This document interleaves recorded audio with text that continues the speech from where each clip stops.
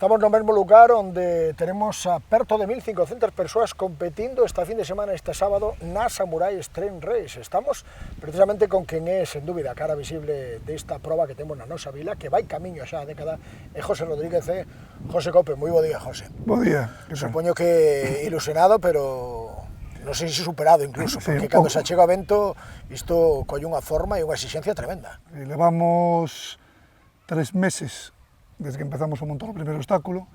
Isto non é un traballo de 2 días, é un traballo largo. Despois, bueno, aparte de todo o traballo que hai por detrás de organización, de tema dorsales, tema de coordinación de todo, voluntarios, temos 100 e pico voluntarios, hai que poñer cada un en seus postos, explicarlle, é un tema moi complexo en xeral. Estamos diante dunha proba que, cando empezastes, hai case unha década, eras case pioneiro, sabía algo que outra, pero a xente ve explicarlle que era isto, dunha carreira de obstáculos.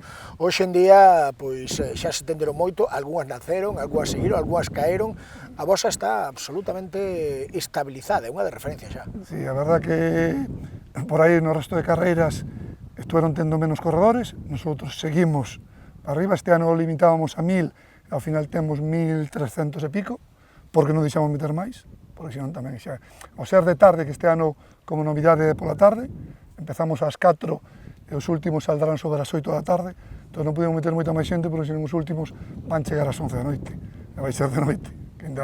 Ahora, gracias que o tempo aguanta, hasta as 10 de día, pero limitamos un pouco por eso.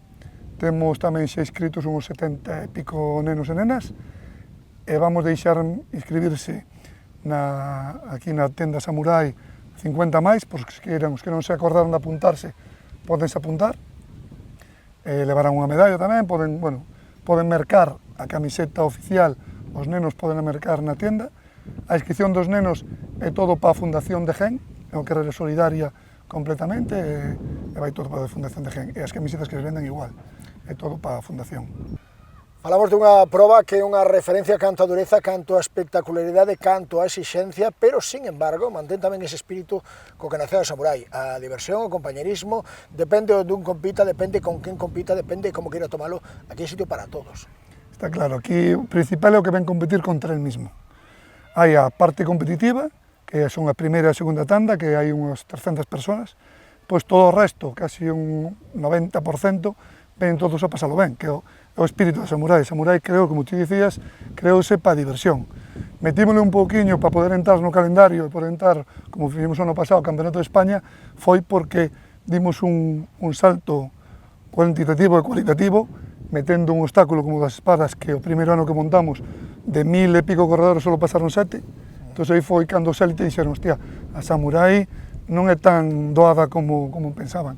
Entón, cada ano vamos incrementando a parte competitiva, sin olvidarnos da parte divertida.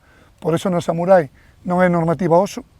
A normativa OSO é que a obligatoriedade é superar o obstáculo.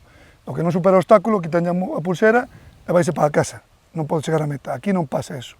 Aquí todos poden chegar a meta, poden coller a medalla, porque, se non pasan o obstáculo, poden coller, como temos por aí as garrafas, teñen que coller 2 garrafas e facerse igual 100 metros que a garrafa. Non pasas o obstáculo, pero tes unha penalización. Entón, e despois podes seguir. Vas levar máis tempo, pero todo o mundo pode chegar a meta. Ese é o espírito que mantemos en diferencia con outras carreiras. Hai unha simbiose absoluta entre este lugar e a Samurai. É dicir, a Samurai debelle moito a estar aquí no lago e o lago debelle moito en dinamización a ter aquí a Samurai.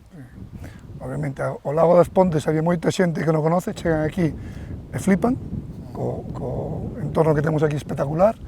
E, bueno, levamos o Lago das Pontes por todo España e por todo o mundo. Este ano, hai, na información que che mandei, tes aí de onde ven xente de Rusia, ven xente de Italia, de Alemania, Francia, hai... A verdade, sempre ven xente... O ano pasado, como anécdota, o ano pasado foi Campeonato de España, e nos chamou unha italiana que quería vir competir o Campeonato de España, pero que ela competía, sabía que non iba a participar, pero non era competitiva, non podía levar o premio se ganaba. Quedou segunda. E ao final, ela non foi a segunda, porque tiña que ser alguén española, ela non podía competir por Campeonato de España, que era italiana. Pero esa veu, sabendo que non iba a levar premio, e quedou. Este ano repite tamén, esa rapaza.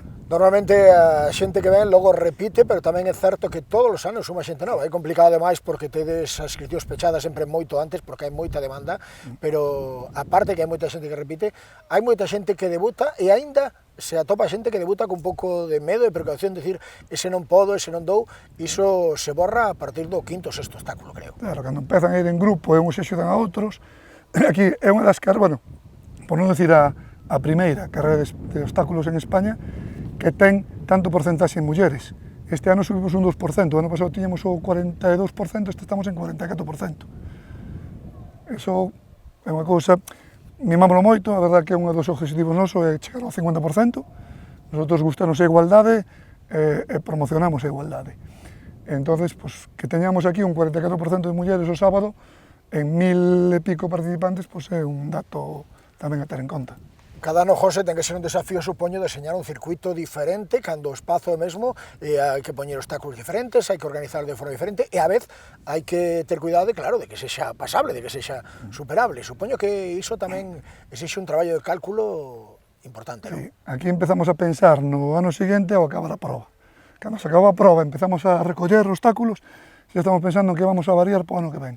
E sempre na Samurai prima sobre todo a seguridade. A seguridade do corredor é un tema principal, porque sabes a que me dedico. Me dedico a seguridade e aos seguros. Entón, é unha das meus objetivos. E máis cando as miñas fillas corren a carreira.